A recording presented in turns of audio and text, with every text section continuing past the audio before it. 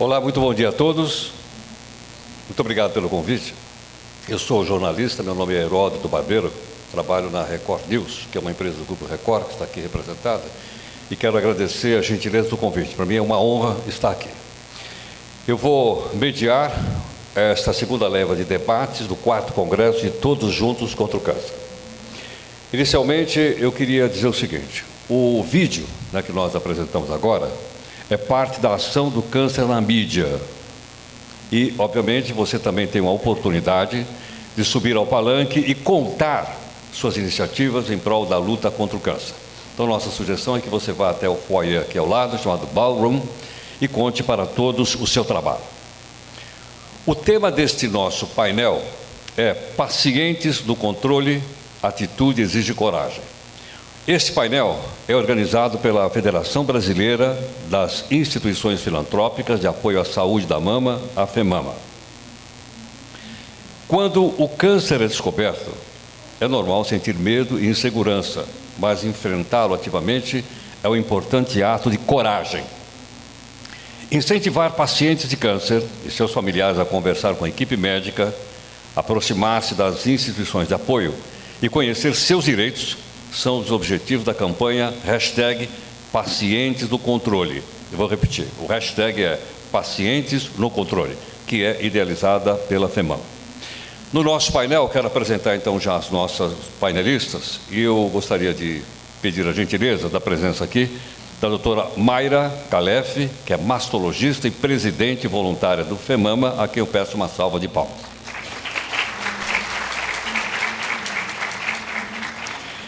Quero também pedir aqui a presença da fisioterapeuta da Universidade Estadual do Ceará, Patrícia Tadeu.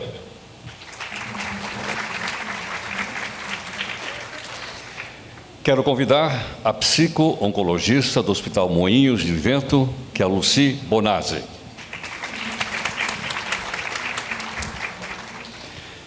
Também a presença da presidente de honra e fundadora da Associação Brasileira da Síndrome de Williams, que é a Jo Nunes.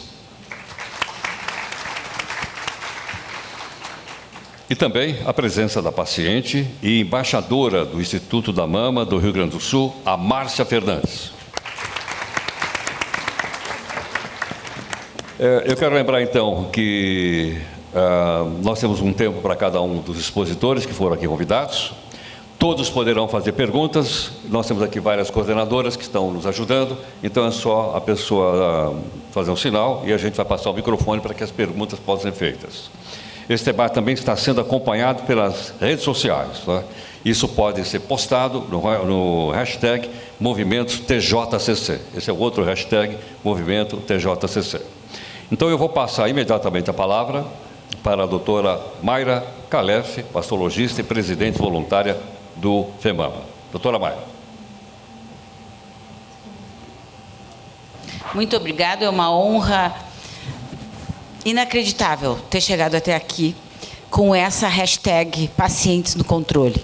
Talvez seja, no meu entender, a campanha mais séria que a gente fez nesses últimos 14 anos de vida. Porque é o que eu acredito no meu dia a dia que faça a diferença para aumentar a cura do câncer. Um paciente informado, um paciente liderando o seu tratamento, tem uma perspectiva diferente esse tratamento. E eu tenho, como vocês sabem, o meu dia a dia é na área de mastologia, eu sou cirurgiã, dou os diagnósticos e eu tenho, graças a Deus, uma equipe multiprofissional que trabalha comigo com esse espírito. O paciente no centro e nós correndo à volta, fazendo tudo que a gente tem de disponibilidade, dando todo o apoio a esse paciente para percorrer a sua jornada, não só durante o diagnóstico, tratamento, mas também pós-tratamento, junto aos seus familiares e muitas vezes até junto aos seus empregadores, que a gente até falou isso ontem Foi sensacional aquele evento de ontem sobre o paciente no mercado de trabalho. Em primeiro lugar, nós já vamos dar o start mostrando para vocês o vídeo da chamada da campanha. Por favor.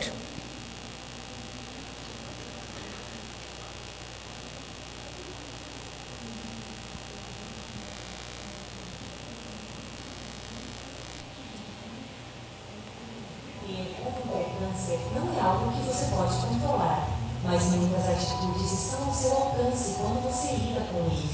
Você pode entender o seu câncer buscando informações qualificadas e conversando com o seu médico, conhecer os seus direitos, encontrar apoio em familiares, amigos e colegas, buscar ajuda em ONGs de apoio a pacientes que oferecem diversos serviços, mobilizar-se por mais direitos e compartilhar a sua experiência para fortalecer a coragem de outras pessoas. É normal sentir medo quando o câncer é descoberto, mas enfrentá-lo ativamente é um importante ato de coragem. Assuma o controle e exija o melhor para você. Atitude exige coragem. Acesse o site www.pacientesdocontrole.org.br e participe da campanha Outubro Rosa da FEMAMA. Esse vídeo e todo o conteúdo que eu for mostrar aqui, de desenvolvimento da campanha, como as peças, tudo está disponível para vocês. O nosso interesse, o nosso objetivo é que quanto mais gente falar sobre isso, quanto mais pessoas, não só a grande rede FEMAMA, que hoje aqui está super bem representada. Quem é que é da FEMAMA aqui? Quem é que é da FEMAMA aqui? Olha lá que lindo, olha lá, Heródoto, que lindo aquilo. Todo mundo, a maior parte da plateia, porque querem aprender como fazer, querem ver como nós vamos fazer essa campanha decolar.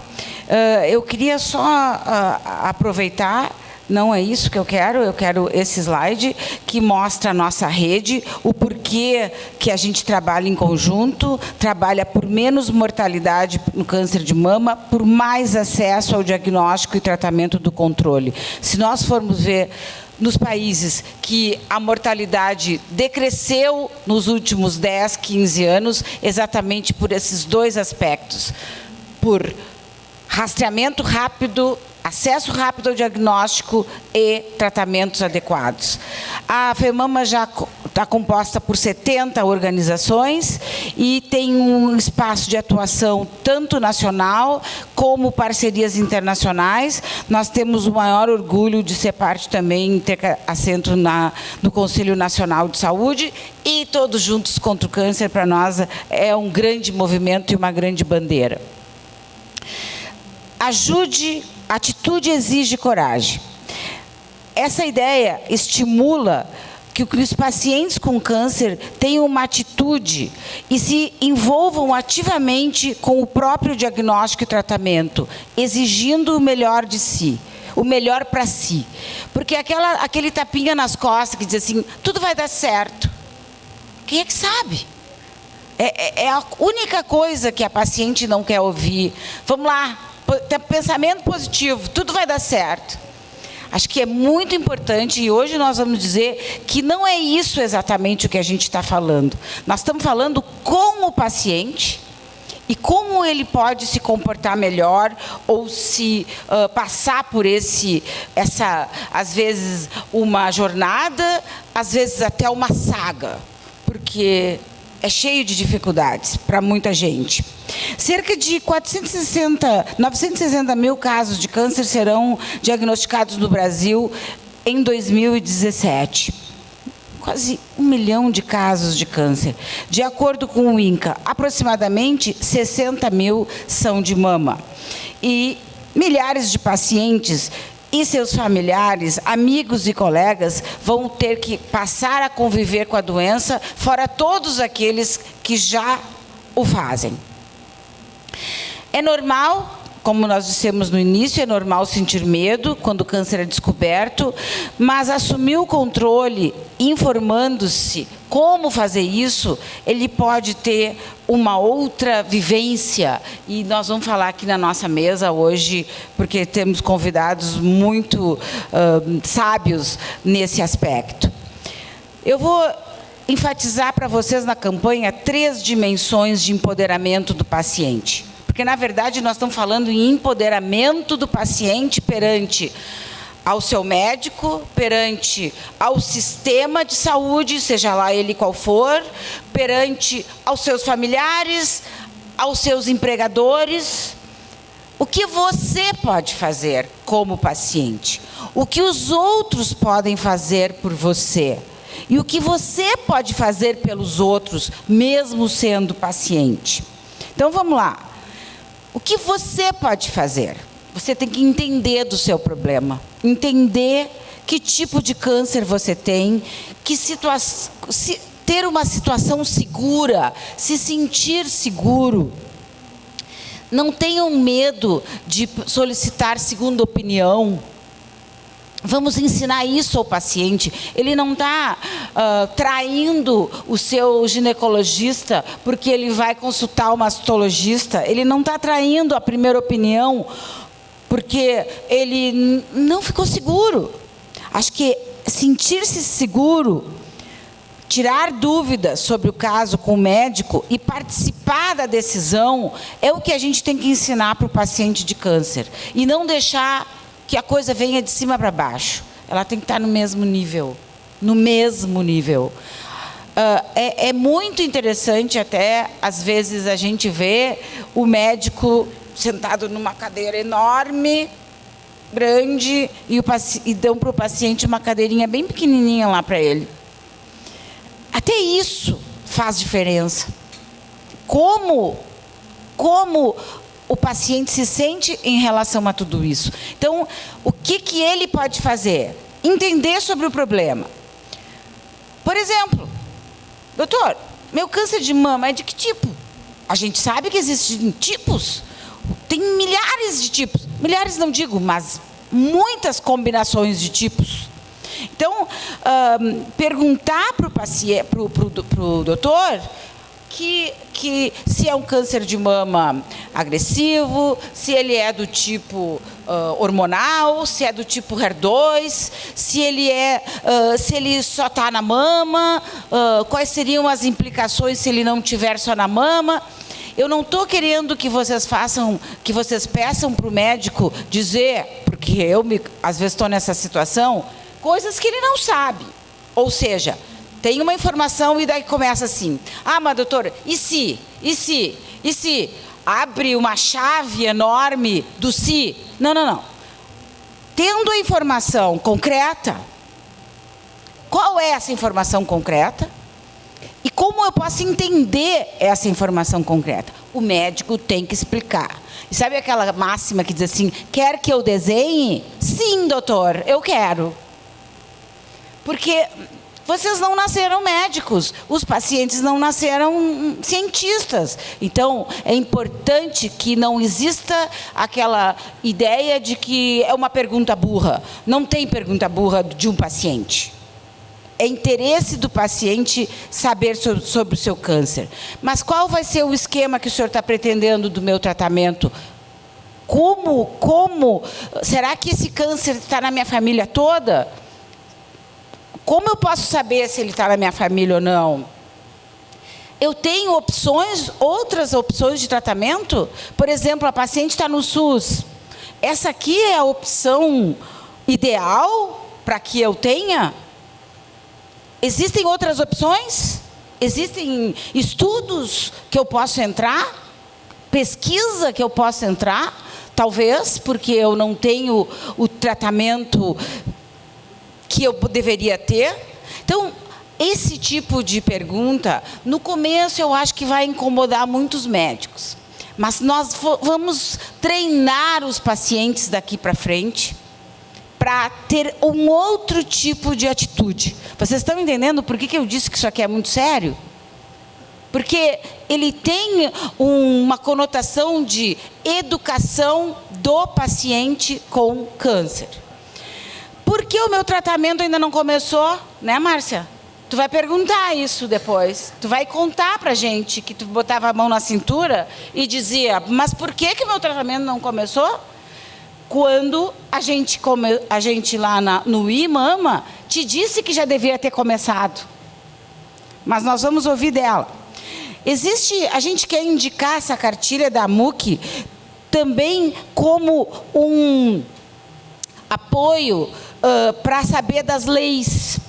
Porque já existem várias leis, lei dos 60 dias, lei da reconstrução, acesso a medicamentos, atendimento fora do domicílio, atendimento multiprofissional, auxílio-doença, FGTS, aposentadoria, isenção de impostos, financiamento, isenção na hora da compra de um carro para quem tiver algum problema no braço ou para prevenir problemas no braço, entre outros. Como exigir isso? Quais os caminhos? Existem várias cartilhas, mas essa aqui, como a MUC é liderada pela nossa querida Leoni e é da FEMAMA, a gente está apoiando a MUC isso está dentro do site da campanha, com autorização da própria Leoni. O que os outros podem fazer por você? Encontre apoio em pessoas especiais. Familiares, nem sempre todos os familiares são apoio bom. Escolham quem, porque tem gente que já vem com a nuvem preta. Amigos, quem são os amigos que vocês vão eleger? Eu sempre falo para os pacientes, não precisa botar no jornal, na primeira folha, o teu diagnóstico. Fica segura primeiro. Fica consciente do que tu vai fazer, porque senão todo mundo dá palpite. Todo mundo já conhece uma outra tia lá, a amiga da empregada da vizinha, que teve uma coisa parecida com o dela, mas que morreu. Não, às vezes vem essa coisa negativa para cima de um paciente que está muito vulnerável. Então, escolham pessoas especiais para estar do lado. E não vão... Eu estou falando como se todos vocês fossem, mas eu quero que vocês reproduzam, gostaria que vocês reproduzissem as minhas falas para os pacientes. Não vão sozinhos nas consultas. Sempre acompanhado. Se alguém quiser anotar, anote. Esses dias uma me pediu para gravar tudo, eu não gostei. Porque eu não sabia, depois eu entendi que ela queria usar aquilo no negócio de uma prótese rompida. Então, isso também tem que cuidar. Mas, vocês podem anotar, sempre a gente se esquece de falar a coisa mais importante, porque ali fica nervosa. Façam lista. Vão com o seu caderninho de consultas. É assim que eu chamo. Os seus apontamentos. Ah, mas doutora, a senhora disse tal dia. Aqui, ó. Porque eu reli antes de entrar na consulta, que eu ia tomar tal remédio. Hoje a senhora está me dizendo outro remédio. Isso é muito importante, porque nem todo mundo tem medicina classe A. Então, o controle do paciente vai ajudar muito nesse sucesso do tratamento. Vamos seguindo. Encontre apoio em associações de pacientes. Na época que nós estávamos trabalhando com aquela pesquisa das mulheres metastáticas, a gente viu que menos do que 5% ia buscar apoio em grupos de pacientes. Nossa, gente, nós não temos só 70 ONGs no Brasil, tem toda a Liga Feminina de Combate ao Câncer, tem toda a rede de combate ao câncer, tem muita gente que não está dentro da FEMAMA ainda. Está cheio de associações de pacientes, graças a Deus. Então, isso é uma coisa que o paciente não sabe, que ali ele pode trocar experiências, pode ter auxílio no acesso a exames e tratamentos, empréstimos de próteses e perucas, apoio em psicologia, nutrição, fisioterapia, advocacy. Ou seja, nós temos ONGs muito treinadas para ajudar o paciente. Aqui no site da campanha, nós vamos ter a lista das 70 ONGs. Encontre a mais próxima, se comunique com a mais próxima. Eu tenho certeza que uma voluntária ou alguém vai ter vontade de ajudar. Porque, como a gente é voluntário, é isso que a gente gosta de fazer, ajudar. O que você pode fazer pelos outros? Compartilhe sua experiência. Você pode encorajar outras mulheres a enfrentar o câncer com seu depoimento, juntar-se como voluntário em uma associação. Você pode fazer muito. Ser uma liderança positiva, porque nem tudo que é câncer é negativo.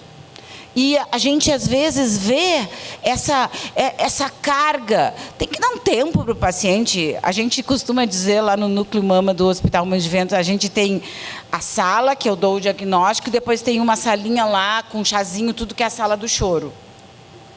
É a sala do choro. Porque é normal chorar. É normal a gente perder o chão. Mas vamos juntar os pedaços e vamos lá. Acho que é essa a ideia. Quando a gente dá uma proposta, sempre digo, hoje, até a senhora ter entrado aqui no meu consultório, foi ruim. Daqui para frente tu vai sair melhor. Por quê? Porque a gente vai dar um caminho. Nós vamos escolher um caminho juntas. E é isso que eu acho que é a força que a gente tem que dar para os pacientes. Eu não disse que vocês podem enviar um depoimento com foto para a plataforma contato@femama.org.br e será publicado no site. E eu agradeço quem fizer isso. Mobilize-se, envolva-se na luta por melhores condições de diagnóstico e tratamento do câncer para beneficiar milhares de pessoas. Isso não é só uma luta de cada um. Isso aqui é uma luta da sociedade civil. A gente precisa de mais gente participando, botando a cara no câncer. E isso, às vezes, a gente tem muita dificuldade. Então, vocês podem participar da ação da FEMAMA pela aprovação de projetos de lei, que significarão novos direitos, por consultas públicas. Fiquem ligados. Tenham lá um radarzinho, no radar de vocês, o site da FEMAMA, que vai estar sempre chamando vocês, não sempre, mas vai estar chamando para vocês para algumas coisas. Uma maneira de fazer isso, que é bem prática, e vocês podem fazer agora, se vocês quiserem. Quem não puder fazer agora no seu celular, vai ter um papel passando por aí para vocês deixarem e-mail e tudo, e nós vamos nós vamos colocar no site, que é enviar um pedido para o presidente da Câmara dos Deputados, pedindo que esses direitos nos sejam garantidos com urgência. Como mobilização de Outubro Rosa, esse ano nós vamos fazer o seguinte, esse ano FEMAMA vai fazer o seguinte: nós selecionamos dos trocentos projetos de lei que estão lá tramitando na Câmara, nós elencamos alguns de maior prioridade, de maior interesse pela nossa luta, e a gente está pedindo para vocês entupirem a caixa de e-mail do Maia, para que a gente consiga que eles... Opa, esses caras aqui estão querendo falar comigo, porque até isso é difícil. Então, é uma maneira que a gente tem de mobilização e que vocês podem fazer a partir de agora. Está tudo certinho dentro do site, só para preencher nome e e-mail, e essa carta já vai direto pelo site. Os projetos que precisam avançar são, não vou ler todos, que é uma chatice, mas assim, basicamente é sobre o projeto de lei dos 30 dias, porque vocês sabem muito bem que a gente fez a lei dos 60, agora a paciente fica empacada, fica demorando para fazer o diagnóstico, por falta de mamografia, consulta, ecografia, biópsia. Então, a gente está trabalhando na lei dos 30 dias, a gente continua insistindo nos 40 anos para a mamografia, a gente quer o teste genético no SUS, do BRCA1, BRCA2, a gente quer que a agência seja mais ágil e atualize o rol de procedimentos, a agência ANS também. E também nós estamos assim loucos além de medicamentos, mas pela adoção do registro compulsório do câncer. Isso vai ser um divisor de águas para a gente conhecer o problema e poder talvez ter um chip no paciente e poder navegá-lo no sistema. Se a todo e qualquer diagnóstico de câncer seja obrigado pelo sistema, que aí nós temos que ver se é o laboratório de patologia ou o quê, que ele seja um registro compulsório, como é o caso da AIDS, como é o caso de malária, como é o caso das doenças infecciosas. Multiplique a campanha, nós temos aí todas as modalidades modernas, que muitas eu nem sei como fazer, mas a minha equipe está disponível para fazer isso. Pacientes, hashtag pacientes no controle, posts nas mídias sociais, vídeo, mobilização online, tem um quiz para a paciente fazer, para ela mostrar o nível de atitude, de coragem dela. Materiais gráficos para download, release na imprensa, como os porta-vozes podem solicitar e dar entrevistas, e tem as caminhadas das vitoriosas, que isso vai ser o hashtag principal na maioria das ONGs do Brasil, pacientes no controle. Atitude... Tô terminando. Atitude exige coragem. Então, essas são as nossas pacientes musas que emprestaram o seu rosto para fazer a campanha. Eu queria particularmente agradecer aos investidores sociais da campanha, a Condor, Merck, Novartis e Roche, os apoiadores técnicos da campanha, o publicitário José Pedro Bortolini, Bárbara Rufato, Igor Franco, Gustavo Leal e também a Letícia Secago, que foi uma das que lançou essa frase, e um dia ela lançou e eu peguei. A frase pacientes no controle não é minha, é dela. Jorge Scherer e a redatoria. Recados importantes. Assinem o abaixo-assinado para participar da mobilização FEMAMA. Se não puderem fazer pelo celular, nós vamos transferir para o site. Existe também um abaixo-assinado para o câncer de colo retal do Brasil, para melhorar o tratamento. Ontem, a reunião de ontem de tarde foi super fantástica, porque a gente precisa umas ONGs ajudarem as outras. E, por favor, visitem o stand da FEMAMA, tem os folders, tem botões, apareçam lá. Atitude exige coragem. E é isso que nós estamos fazendo aqui. Muito obrigada. Muito obrigado, doutora Mayra. Vou passar a palavra agora para a fisioterapeuta da Universidade Estadual do Ceará, a Patrícia Tadeu. Bom dia.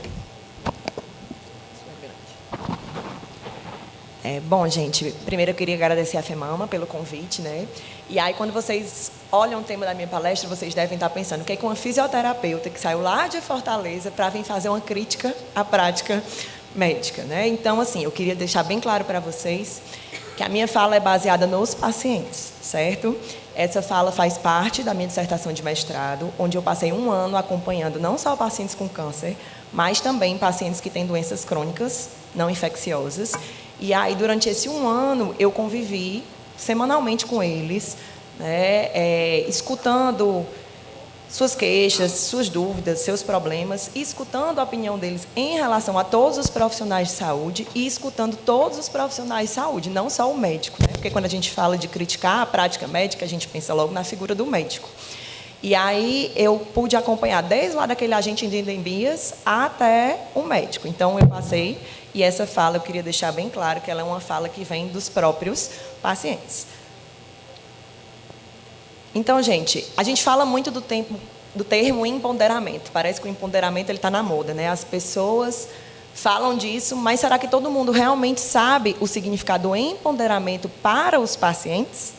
Porque quando a gente coloca lá no Google, e os nossos pacientes eles vão para o Google, a gente sabe disso, porque hoje todo mundo tem acesso, vai aparecer sobre empoderamento feminino, né, sobre o poder. Tem sites que falam até quase uma causa feminista, o empoderamento. Mas o nosso empoderamento de pacientes, ele vai muito além disso, certo? Então, eu li uma vez algo que me tocou, que para mim foi a melhor definição de empoderamento que eu vi. Empoderar um paciente é torná-lo responsável pelo seu tratamento. E para mim é a definição mais certa que a gente pode ouvir. Porque eu fico muito feliz quando escuto as falas como a da doutora Mayra, né, que está tentando fazer algo diferente, mas é o que eles mais colocam. E aí a gente também não pode pensar só naquele paciente que tem excelência, né, que tem acesso ao tratamento de excelência. A gente também tem que pensar naquele paciente que é atendido pelo Sistema Único de Saúde, que não tem tanto acesso assim à informação, que não tem, digamos assim, tantos recursos para o seu tratamento. E a maior queixa deles, que eles falam, é justamente eles não conseguirem compreender a doença deles. Eu fico muito feliz quando a doutora Mayra diz, vá buscar outros conhecimentos, pergunte o que você tem, o tipo de câncer que você tem. Eles reclamam demais dessa questão. Eu recebi o diagnóstico, e aí muitas vezes o médico, o profissional que acompanhou, não explicou para ele exatamente o que é aquele diagnóstico. E aí quando ele vai buscar os familiares, que sempre tem aquela história mal sucedida para relatar para esse paciente, vai muitas vezes procurar no Google, realmente eu brinco demais com o Dr. Google, né? E aí o Dr. Google nem sempre ensina para a gente o que é interessante, né? Tem muita informação bacana, mas também tem muita informação que não é tão bacana assim para o nosso paciente receber. E o que eu vejo é que esse papel é muito importante para nós, profissionais de saúde como um todo. Então, toda aquela rede de apoio.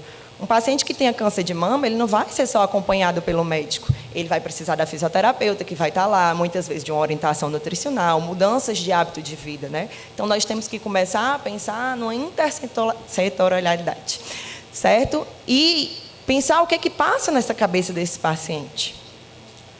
Então, gente, eu fiquei pensando, qual seria o nosso papel, enquanto profissional de saúde, nesse empoderamento desse paciente? Então, o que eles relatam? Lembrando sempre que minha fala é em cima da experiência deles, tá? Que o atendimento diferenciado, ele ia poder fazer muitas mudanças em mim enquanto paciente, certo? O que eu espero do meu médico, do meu fisioterapeuta, do meu profissional de saúde, quando eu vou para a minha consulta? Muitas vezes, aquele momento é muito esperado.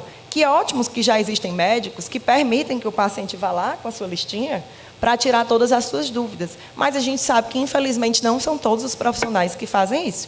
Principalmente quando a gente está falando do Sistema Único de Saúde, que eles são cobrados pela gestão, ele tem uma demanda enorme para atender, né? E aí, muitas vezes, vai parecer até duro o que eu vou dizer, mas muitas vezes os pacientes relatavam para mim, doutora, é como se minha consulta fosse uma prescrição de receitas. Eu venho cheio de dúvidas, cheio de anseios, querendo conversar com alguém que entenda sobre o assunto, e muitas vezes o médico nem olha direito para mim. Porque eu já vou constantemente para aquelas consultas, e aí, tá tudo bem? Tá tudo bem. Tá sentindo alguma coisa? Não, não estou sentindo alguma coisa. Então tá, você vai tomar isso, vai fazer isso, e aí não para realmente para conversar. Então, é o que muito colocado, tanto pela literatura como pela prática que eu vivi, a questão desse atendimento diferenciado. E quando a gente fala de atendimento diferenciado, é a questão do diálogo, gente. Todos os outros pontos podem falhar para o paciente, mas o que eles colocam como mais importante na fala deles é o diálogo com o médico, certo? O médico que vai passar a confiança, que vai respeitar suas crenças, que vai ter sensibilidade para entender que cada paciente vai receber o diagnóstico de um jeito diferente, certo? Tem as pessoas que vão se fortalecer nesse diagnóstico depois do choro, tem as pessoas que vão se afundar e vão precisar de mais ajuda, e cada um vai perceber sua doença de forma diferente. Então, assim, a gente, enquanto profissional de saúde, tem que ter essa sensibilidade e tem que respeitar. às vezes a gente não pensa, mas a gente tem que pensar nas crenças do paciente, na cultura desse paciente. Existem as culturas populares disseminadas, e na hora que o paciente traz alguma coisa para a gente, querendo trocar, querendo se empoderar, querendo se responsabilizar daquele tratamento, por mais que você não acredite naquilo, será que é interessante a gente ouvir? Quando a gente barra, não, isso é besteira. E aí como é que fica o paciente? Essa relação de confiança e de respeito vai quebrando. Porque como é que eu quero pregar que você é tão responsável quanto eu para o seu tratamento, mas na hora que eu trago uma sugestão, que eu quero debater meu tratamento, eu não escuto o que meu paciente tem para dizer, certo? E aí, gente, vem a questão da educação em saúde, né? A gente pensa, eu não vou perder meu tempo fazendo educação em saúde, né? A minha vida é muito corrida, muitas atividades, eu tenho uma demanda grande de pacientes para atender, mas o grande diferencial para esses nossos pacientes é realmente a educação. Quantos pacientes eu escutei, gente, que não sabiam nem ao certo entender o que era a doença? Eu não sei o que é que eu tenho, eu sei que é um câncer, mas eu não sei o que é que isso significa na minha vida. Eu não sei se eu vou morrer, se o meu prognóstico é bom, eu não sei dizer. Então, é realmente fazer uma reflexão acerca de como nós nos colocamos na frente desse paciente, para tornar, né, a busca dele melhor. E não só do paciente, mas da família também. Então, assim, puxando um pouquinho para o serviço público, né, existe o grande problema que a nossa gestão, a nossa política, o nosso modelo assistencial é voltado para os casos agudos, para os processos agudos. Então, o médico que está ali de frente nos setores públicos, ele tem que dar conta das demandas epidemiológicas que estão surgindo naquele momento, e aquele paciente que já tem um diagnóstico crônico diferenciado, ele vai ficando. Não, Patrícia, mas o governo criou um dia só para atender os pacientes crônicos, certo? Com certeza. Mas a imaginar a quantidade de pacientes que a gente tem para ser atendido naquela única demanda. E aí, é muito fácil colocar a culpa no médico. O médico não olha para mim. Ele vai lá, prescreve minha receita e manda eu ir embora. Mas existe uma gestão acima. E essa gestão acima está pedindo o quê? Eu quero resultado, eu quero que você dê conta, eu preciso que você atenda 100 pacientes num dia. E aí, mesmo que ele queira, talvez ele não consiga ter condições de trabalho, gente, para dar aquela orientação que seria tão importante, né, e tão essencial para esse nosso paciente, certo? Por conta disso, eu tenho uma demanda gigantesca de pacientes para atender, não tenho tempo hábil para isso, então eu vou querer parar para conversar com o meu paciente, saber as dúvidas e os anseios dele, ou eu preciso que esse paciente saia o mais rápido possível da minha sala, né? Então, eu sei que às vezes incomoda um pouquinho o que eu estou dizendo, mas é uma realidade que muitos vivem, e até não gostam da realidade que vivem, mas é a condição de trabalho que esse médico tem. Ótimo para aqueles que têm excelência, que têm seu consultório, que conseguem realmente dar essa demanda, tá? Mas eu vim chamar aqui um pouquinho a atenção pela fala desses pacientes que não têm tanto acesso assim a esse tratamento de ponta, certo? E aí, gente, como? Ele fica ali esperando pela consulta dele. Às vezes ele até tem anotadinho, mas o médico não deu a oportunidade dele de perguntar sobre esse tratamento. Ele vai ser um paciente que ele vai ser desinformado e despreparado para enfrentar o que vem pela frente. E aí não vai conhecer as leis, a questão das casas de apoio, toda uma rede que se mobiliza, né, a esse paciente, ele não vai ter relação a isso. Outra coisa, gente, que eles falam muito e que às vezes a gente não presta atenção, a questão do acesso a esses serviços de saúde.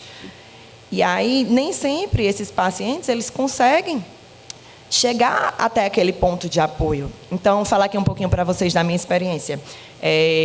Eu sou professora lá em Fortaleza e a gente montou uma Liga de Saúde da Mulher. E nessa Liga a gente dá assistências a mulheres de uma associação carente, de uma comunidade carente. E a gente começou a perceber que a adesão dessas pacientes era complicada porque elas relatam a dificuldade do acesso. Como eu vou para uma reunião que vai me informar, que vai me empoderar, se eu tenho filhos pequenos, que eu não tenho com quem deixar, eu não tenho uma babá, que o meu marido muitas vezes não participa ou não me ajuda, que eu vou ter que deixar de trabalhar para ir para essa reunião. Então, a gente começou a pensar em forma de tornar essas pessoas mais próximas da gente. O que foi que a gente fez? Ao invés dessas mulheres virem até nós passamos a ir até elas. E aí nós achamos um ponto que era aceito e respeitado dentro da comunidade, que era uma igreja. E até com isso a gente tem que tomar cuidado, porque uma vez eu fiz um projeto numa igreja que não era uma igreja que a comunidade acreditava, que ela frequentava em massa, e eles não foram por conta da sua cultura. Não é da minha religião, eu não vou entrar lá, por mais que não seja sobre aquilo que a gente vai falar. Então, o que a gente fez? Só para mostrar para vocês. A gente começou a fazer essas reuniões nessa comunidade, dentro da igreja. E pensamos até em estruturas dentro da sala, para quê? Para as crianças. Então, ela não tem onde deixar as crianças, ela traz crianças. E aí, minhas alunas, 2 ou 3, ficam ali fazendo atividades com aquelas crianças para que a gente possa ensinar, fazer educação em saúde. Né? Então, sei lá, de repente eu trabalho num processo de trabalho, numa condição de trabalho que não me permite tanto essa educação, mas eu posso pensar em começar a me mobilizar para fazer a educação em saúde fora do consultório, em outros locais. Certo? E aí, gente, realmente lembrar que nós, enquanto profissionais de saúde, nós devemos fazer a promoção dessa saúde, né? E promover essa saúde, muitas vezes, é fazer educação. É parar, ensinar. Meus alunos brincam muito, professora, a senhora dá aula para os seus pacientes. A senhora para e fica ali dando aula como se fossem seus alunos. Mas eu acho que é isso que é preciso, certo? A questão deles entenderem o que está se passando, o que eu posso, o que eu não posso. Não é mentir, não é dar falsas esperanças, não é dizer vai dar tudo certo. Mas deixá-los empoderados, usar o empoderamento como pilar desse modelo de assistência que a gente tem para ter. E aí eu lembro, para eu tornar meu paciente responsável pelo seu tratamento, para que eu possa realmente fazer com que ele participe, com que ele discuta. Ah, doutora, a senhora está falando desse tratamento, mas eu vi um médico, um artigo, eu li, que me fala diferente. O que a senhora acha desse? Por que esse, não aquele? Então, a gente tem que parar de pensar no paciente como alguém que vai receber as ordens do médico, do fisioterapeuta, de quem quer que seja. E passar a deixá-lo participar desse processo de tratamento. Certo?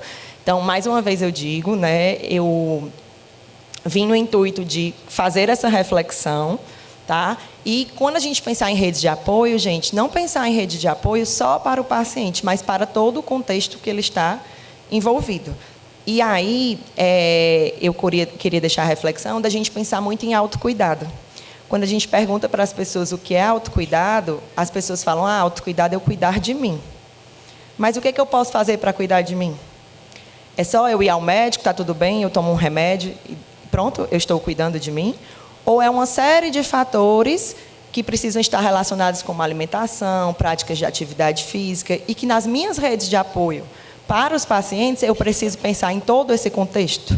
Eu tenho que pensar numa equipe multidisciplinar, onde o nutricionista vem para dar as orientações nutricionais que sejam necessárias, certo? O fisioterapeuta para fazer as ações que ele tem que fazer, o enfermeiro, e por aí vai, tá, gente? Então, assim, eu queria deixar essa reflexão, tá?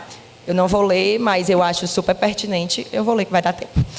Há um tempo em que é preciso abandonar as roupas usadas, que já têm a forma do nosso corpo, e esquecer os nossos caminhos, que nos levam sempre aos mesmos lugares. É o tempo de travessia. E se não ousarmos fazê-la, teremos ficado para sempre à margem de nós mesmos. Então, eu queria terminar com essa fala, agradecer a oportunidade. Se alguém tiver alguma dúvida, né, depois, posteriormente, a gente pode conversar, mas deixo o meu e-mail, caso alguém queira entrar em contato. Obrigada. Muito obrigado, Patrícia. Muito obrigado. Vou passar a palavra agora para a psico-oncologista do Hospital Moinhos de Vento, a Lúcia Bonazzi. Bom dia, boa tarde a todos. Queria agradecer a doutora Mayra pelo convite, agradecer a presença de vocês. E, gente, é uma emoção ter uma plateia assim, para a gente poder conversar sobre isso. Eu vou falar um pouquinho para vocês, então, sobre as questões emocionais de todo esse processo de empoderamento na travessia do câncer de mama. Essa expressão travessia do câncer de mama, ali embaixo ela pertence a uma psico-oncologista chamada Jimmy Holland, de Nova York, onde ela foi a criadora da psico-oncologia há muitos e muitos anos atrás e desenvolveu lá dentro o seu trabalho.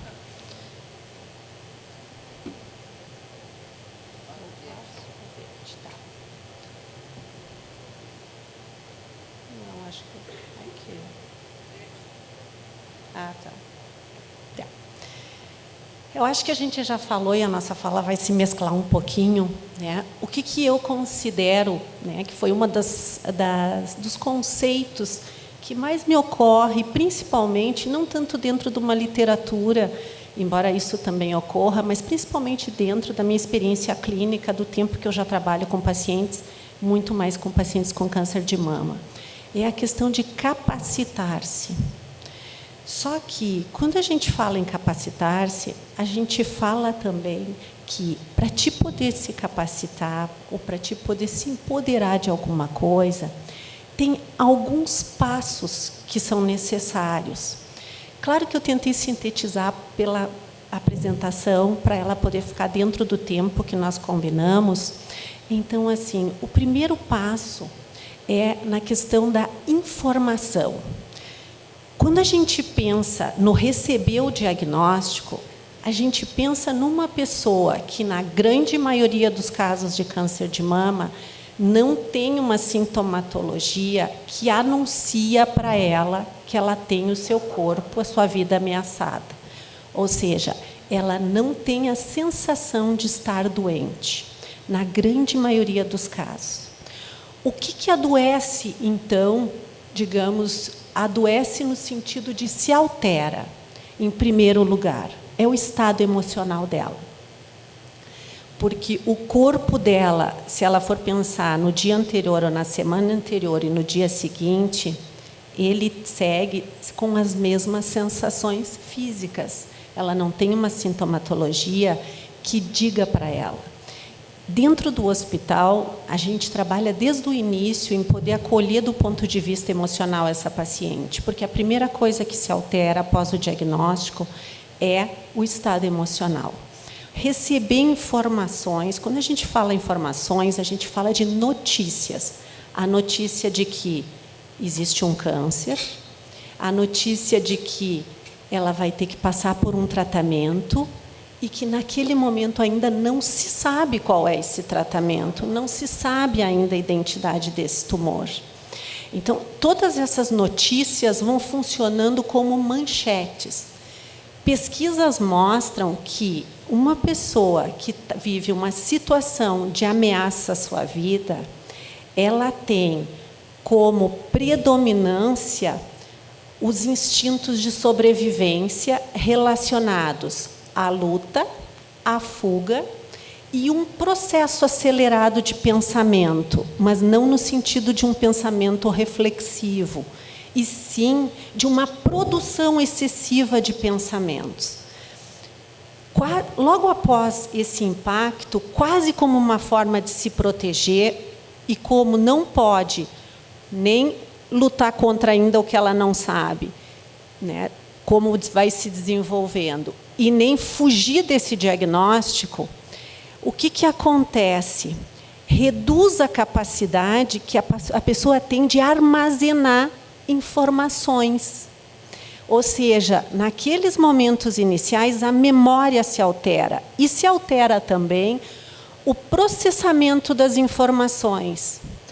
Por isso, é tão importante o que a gente fala, e que a doutora Mayra acentuou, a presença de pessoas. Pessoas amigas, pessoas familiares, pessoas que ela vai poder contar.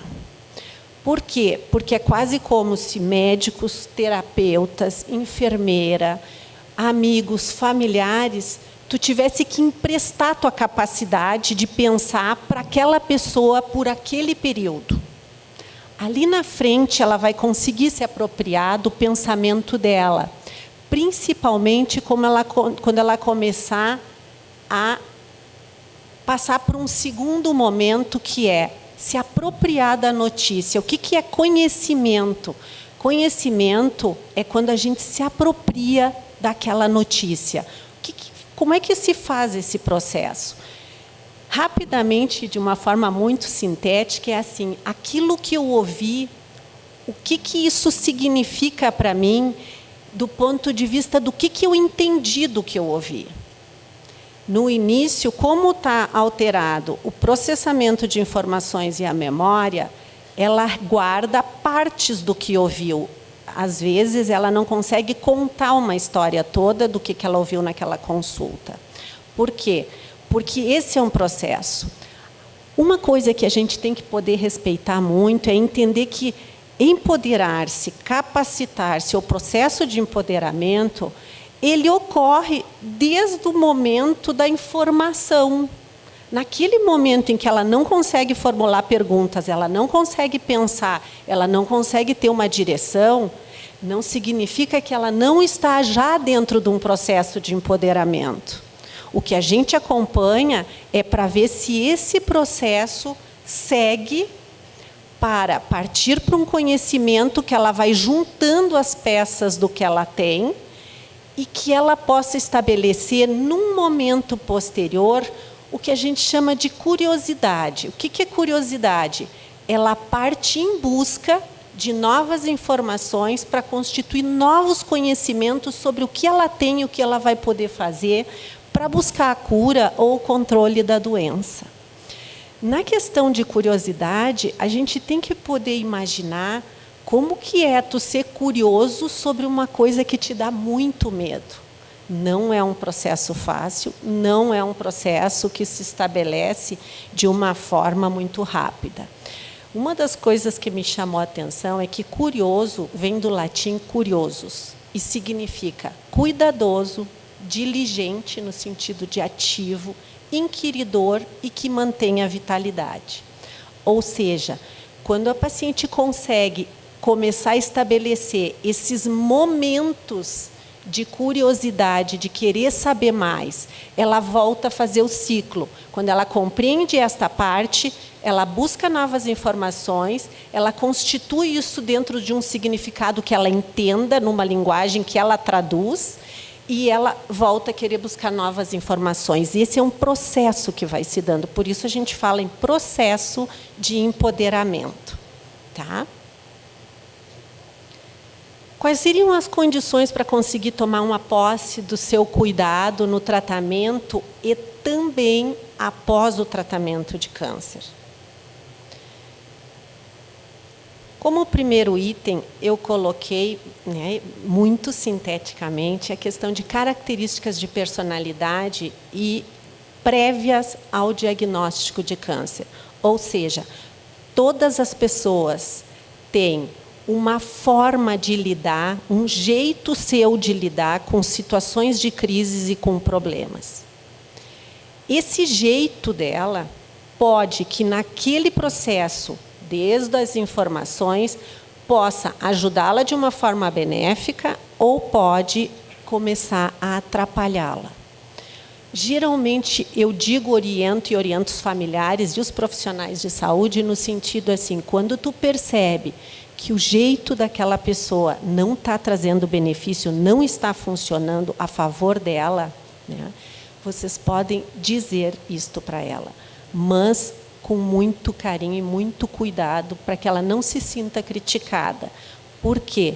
Porque esse é o jeito que ela tem até ali de poder lidar com situações. Modificar isso vai ser muito difícil. Então, a gente começa a identificar quando a pessoa não está conseguindo e a gente encaminha ela para buscar um auxílio. Então, características de personalidade prévias ao diagnóstico nos diz como que essa pessoa lida com situações de crise. Junto com isso, tem um outro fator, e aí a gente avalia as pacientes ou encaminha para ser avaliadas, que são as condições emocionais prévias ao diagnóstico de câncer. O que seriam condições emocionais prévias? Pacientes que tiveram ou estão vivendo situações muito depressivas, de muita ansiedade, anteriores ao diagnóstico, pacientes com crises de pânico, crises de ansiedade, eles vão ter mais dificuldade de passar por esse processo da informação para o conhecimento, para a curiosidade e voltar para isso. Tá? Por quê? Porque, geralmente, no que a gente ajuda as pacientes? E pode identificar quando o processo de empoderamento está andando. É quando ela começa a saber exatamente o que ela tem e qual é o problema dela, ou seja, qual é a doença e algumas características, mas ela já está mais focada na solução disso. Ou seja, como é que ela vai contribuir da melhor forma que ela conseguir para aquele momento para o tratamento dela.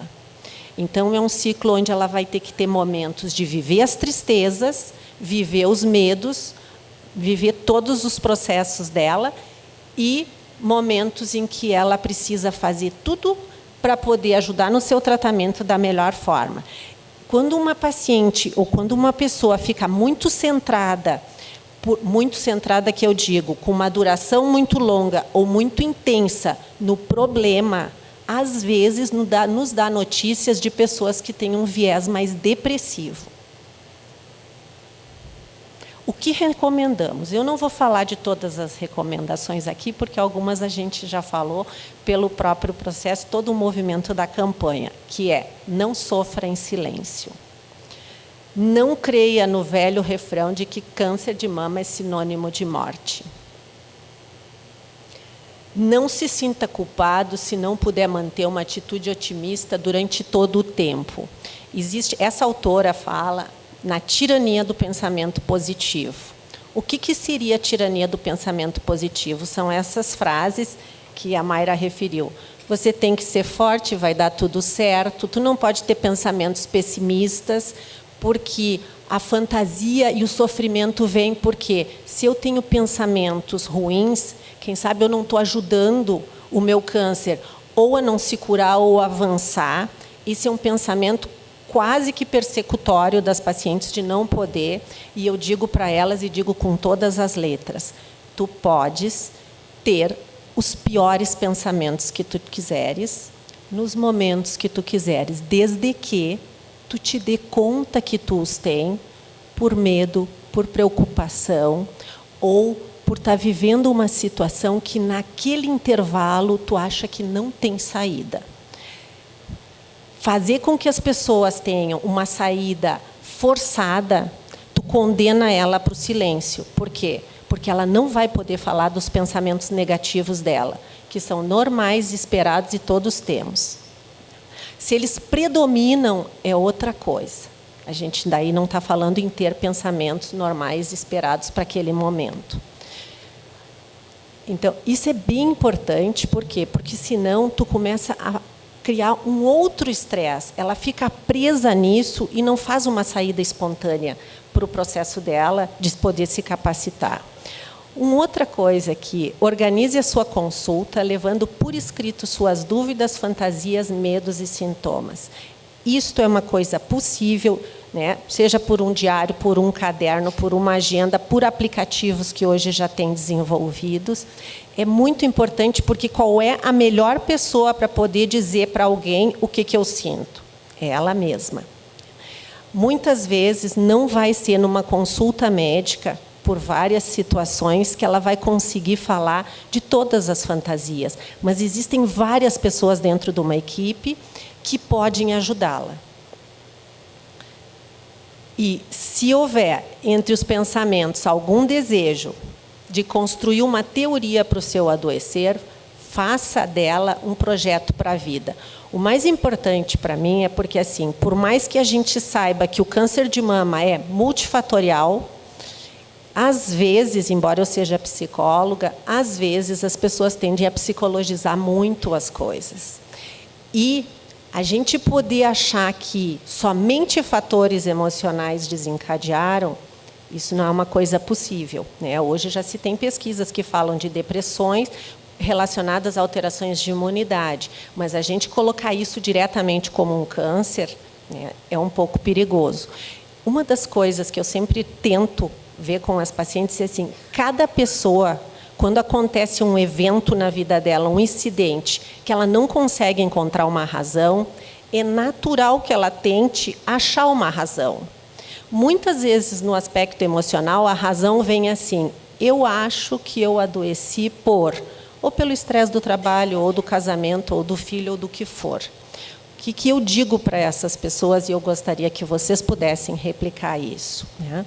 Se foi ou se não foi por isso, a gente nunca vai saber. Mas, se tu puder usar isso como um projeto de vida da seguinte forma, se tu acha que isso pode ter contribuído para tu adoeceres, né? Quando esse tratamento terminar, olha para isso para ver como é que tu vai poder ou modificar isso ou conviver com o menor sofrimento possível com essa situação de vida, que daí eu digo, né, antes do diagnóstico. Por quê? Porque isso só serve para ser usado como um projeto de vida futura, e que é por onde ela vai começar quando os tratamentos dela terminarem. Por último, busque recursos que forem necessários para inventar o período de tratamento e de pós-tratamento. E o empoderamento ele vai se dando como um processo, como um jeito de funcionar, só que tu tens uma pressão atrás. Quando a pressão termina, que os tratamentos oncológicos terminam e se diz agora, vida normal, ali começa o teu comprometimento com o autocuidado. A questão genética, a gente não sabe, é uma loteria, mas na questão de cuidado emocional, nutricional, físico e espiritual, seriam as formas que as pessoas conseguiriam se manter ativas para conseguir seguir com o autocuidado. E, acho que passei. Por último, queria deixar essa imagem, que é de um artista plástico canadense, em que ele mostra, e me agrada bastante a imagem, porque durante esse processo é como se tivesse que se construindo as coisas, mas com o trem muito perto. E os trilhos são construídos a partir do vínculo. Todos os tipos de vínculos. Obrigada, gente. Muito obrigado. Você. Vou passar a palavra agora para a presidente de honra e fundadora da Associação Brasileira de Síndrome de Williams, que é a Jo Nunes.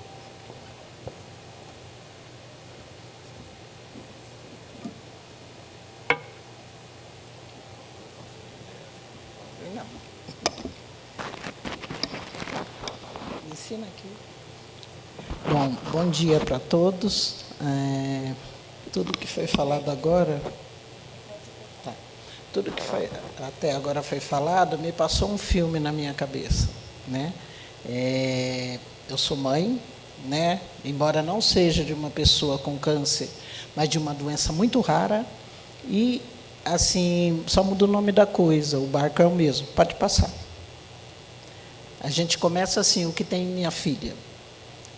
Todas nós aqui fomos educadas para gerar filhos perfeitos e maravilhosos. A gente nunca imagina que pode acontecer com a gente. Quando a gente engravida, que a gente pensa, a gente até bate na madeira, né? E a gente até se alivia quando acontece com o vizinho e não com a gente, né? Só quando acontece. Na hora que a minha filha nasceu na maternidade, eu percebi que ela era diferente. Perguntei o que essa criança tem, e na hora me aparece um psicólogo, dizendo que eu estava tendo depressão pós-parto e que eu estava rejeitando a criança. Bom, passei 7 anos de porta em porta, tratando as dificuldades isoladamente, e muitas vezes sendo encaminhada para um psiquiatra, que diziam que eu era louca. Pode passar. O que é ser mãe de um filho diferente? Incerteza, como eu falei, na hora que nasce, a gente percebe que é diferente, muitas vezes a gente nem fala, ou quando a gente vê algum sintoma, a gente não fala para não profetizar. Desamparo. Vocês sabem que eu sou colecionadora de ímãs de geladeira, porque, geralmente, quando nasce uma criança com qualquer dificuldade visível, ninguém vem visitar. A gente faz as lembrancinhas e ninguém vem. Né? E é o momento que a gente mais precisa das pessoas. Então, os meus iminhas eu coloquei na minha geladeira, e hoje eu coleciono, todos os meus amigos viajam e trazem. Então, assim, muitas pessoas perguntam por que eu coleciono, eu falo, um dia vocês vão saber. Então, a minha história é essa. Isolamento, porque você sai com seu filho para os lugares, tudo, e aí começam as comparações. O que essa criança tem? Nossa, o meu tem a idade, o meu já senta. Olha, o meu... Aí você não leva, não é porque você quer esconder o seu filho, é porque você já não aguenta mais de tanta comparação. Assim, é muito constrangedor. Renúncias, eu fazia faculdade, meu sonho era ser nutricionista, ir para a França, tudo aquelas coisas. E chegou um momento que eu tinha que escolher ou a minha filha, ou a saúde da minha filha, ou minha carreira. Graças a Deus eu escolhi a saúde da minha filha, que hoje na minha casa é pão com mortadela, viu? Preconceito. Aí as pessoas começam a olhar para o seu filho como se fosse um bichinho de zoológico. Eu me lembro que uma vez a minha filha estava internada no hospital universitário, toda hora chegavam os estudantes para ver, cadê a menininha com síndrome de Williams, né? E eu adquiri uma forma assim, a minha filha usava um tampão no olho, babava, dificuldade para andar. Aí as pessoas começavam a encarar, eu falava, Jéssica, aquela mulher te conhece, vai lá e dá um beijo. E ela ia toda feliz, tia! Imagina uma criança babando e querer beijar. Então eu fui trabalhando a autoestima. Jéssica, estão te olhando porque você é linda. Eu lembro que ela tinha muita dificuldade motora, tudo, e uma vez, depois de adulta, ela foi num... Eu refiro a minha filha ao passado, porque faz 7 anos que ela faleceu. Então, ela foi num curso, bordado de ponto cruz, a criatura não amarrava um cadarço. Quando ela chegou e contou, eu quase tive um troço. Fui lá, comprei material, tudo, e ela ia para o curso. Cada dia ela chegava mais triste. E eu, que foi? Ai, mãe, um dia, mãe, eu mudei, estou fazendo bijuteria. Eu, mas por quê? Mãe, eles não têm capacidade para me ensinar, porque eu tenho capacidade para aprender. Então, eu sempre trabalhei a autoestima. Então, discriminação, nós não somos conhecidas pelo nosso nome. Eu sou mãe da Jéssica. Depois que a Jéssica faleceu, eu adotei o Vinícius, que tem paralisia cerebral e baixa visão. Hoje, eu sou conhecida como a mãe do Vinícius, né? Responsabilidade, porque tudo que acontecer de ruim com nossos filhos, nós somos os culpados. Eu lembro que a minha filha tinha muitas pneumonias, e quando ela tinha uma febre, eu já começava a chorar, porque eu sabia que eu ia chegar no hospital e eu ia ser cobrada, né? Então, assim, tudo a culpa é da mãe. E a falta de política pública, que é geral. Pode passar? E aí eu descubro que a minha filha tem uma doença rara chamada síndrome de Williams, que é uma microdeleção no cromossomo 7. No final, eu vou deixar o site para vocês procurarem, porque o tempo não dá para explicar. Pode passar? E aí começou os meus desafios. A gente, quando descobre, né, tem um diagnóstico, então o desafio. Um dos desafios é o prognóstico. Porque, sabe o que vocês falaram aqui de profissionais, de diagnóstico? Eu saí da sala da médica, ela me abriu um livro com umas fotos de umas pessoas muito feias e falou, a sua filha vai ser isso. Eu fui para casa e chorei 3 dias pensando quando que a minha filha ia se tornar aquele monstro, né? Outro desafio, diagnóstico, né? Foram 7 anos, eu só descobri o diagnóstico da Jéssica um dia, por acaso, no corredor de um hospital. Me passa 2 médicos americanos e olha e fala o que a minha filha tinha. E antes disso, eu já tinha passado em geneticistas, num dos melhores, e o geneticista simplesmente pôs meu marido para correr. Porque a criança chorava muito, ele mandou eu esperar lá fora e chegou e falou para o meu marido que o problema era eu. E aí, quando esse médico mandou eu passar em geneticista, eu falei, agora eu sou internada, né? E outro desafio, conseguir o profissional, que eu fui para hospitais, né? Nunca tive condições. A fila de espera para passar num serviço de genética são 2 anos. Nós temos um governo que acredita que o geneticista ele é um pesquisador, e o pesquisador fica na universidade, né? E aí, de tanta insistência, que eu ia todo dia e perguntava, tem vaga? Quando eu aparecia, falava lá, vem aquela mulher chata. E um dia eu levei a Jéssica, a médica olhou, começou a encarar e me atendeu. E aí eu ouvi assim, ela tem tudo para ter essa doença. Só que aqui no Brasil não tem exame nem diagnóstico. Aí começou outra luta, né? Foram vaquinha de amigos. Há 21 anos atrás, você conseguir 3.500 para mandar umas gotas de sangue para a Inglaterra. E aí, fiz o diagnóstico, legal. Fazer o que com diagnóstico internacional? Todo médico que eu chegava não queria me atender, mandava eu procurar um médico. Então, eu escondia o diagnóstico. Porque, muitas vezes, o diagnóstico, eu falo muitas vezes que acaba sendo para testar a incompetência do profissional. E aí eu comecei a pensar nas possibilidades. Pode passar. A falta de orientação, porque mesmo o paciente não tendo diagnóstico, ninguém fala nada. A gente fica, Deus dará. Eu fui reinventar a roda. Eu tive médico que mandou eu colocar minha filha em casa para assistir televisão, porque não tinha nada. E aí eu comecei a ler todos os artigos internacionais, eu traduzia e não entendia nada, eu andava com dicionário. E essa médica, essa geneticista, passou a ser o meu socorro, e passando um tempo eu quis conhecer mais mães, conheci 8 mães, por ética não podiam dar o telefone, eram 8 suspeitas, só a minha tinha diagnóstico, e quando eu conheci essas mães, eu achei que elas iam me ajudar. As mães não sabiam nem pronunciar o Williams. E aí eu pegava um pouco de conhecimento e começamos a nos unir. E o que eu quero deixar bem claro é a falta de preparo. Eu sou mãe de UTI, porque a minha filha, aos 4 meses, com a parada cardíaca, foi parar num hospital e eu passei 19 anos dentro de hospitais. Eu já ouvi que o hospital não é lugar de pessoa com deficiência. Eu já ouvi, assim, aí eu fico pensando, como que a gente deixa a deficiência em casa para ir para o hospital? Eu tive muitos problemas com medicação, porque o que eu vejo muita dificuldade do cuidador é que ninguém ouve o cuidador. Nós somos uma criatura invisível. Pode passar? A família e profissionais, o acolhimento é muito ruim. Hoje, eu tenho muita inveja que hoje se fala em humanização, antigamente não. Essa listinha que a gente faz, eu fazia, viu? E levava. Só que eu era ironizada. Uma vez eu arranjei uma câmera, eu tinha um amigo meu que... Eu filmei a minha filha e levei para a médica. Ela riu da minha cara. Então, tudo que eu falava, ela tinha uma desculpa. Então, eu passei a ficar calada. Eu acabei até tendo... o meu diário acabou virando um livro hoje. Pode passar? As barreiras, esse atraso no diagnóstico causa assim, muito prejuízo. A dificuldade do acesso ao tratamento, que não existe, ainda mais para doença rara.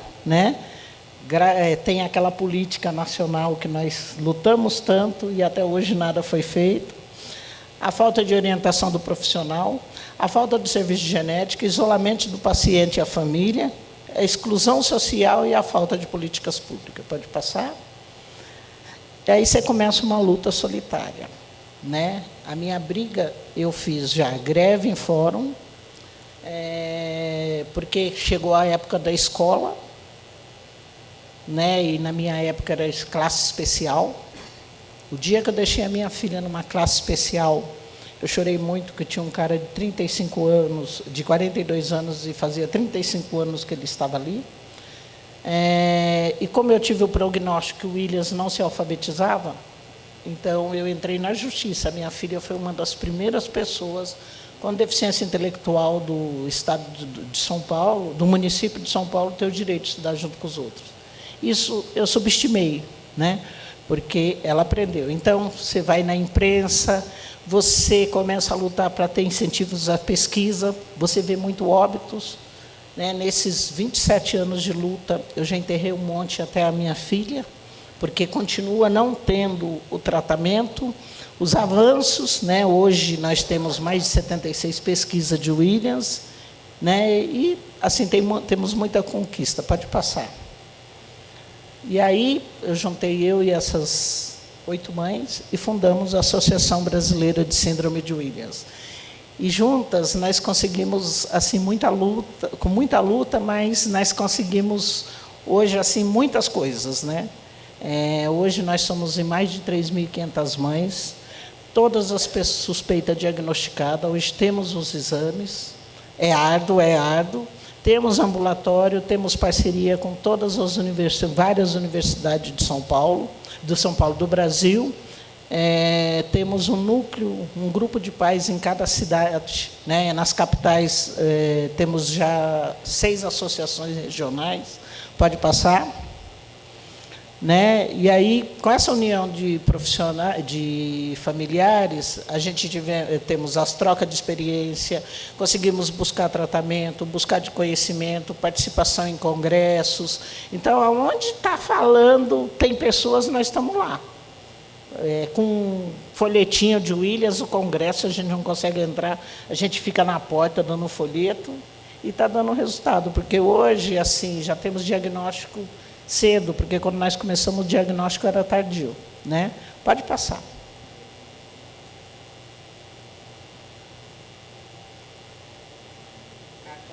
Pode passar.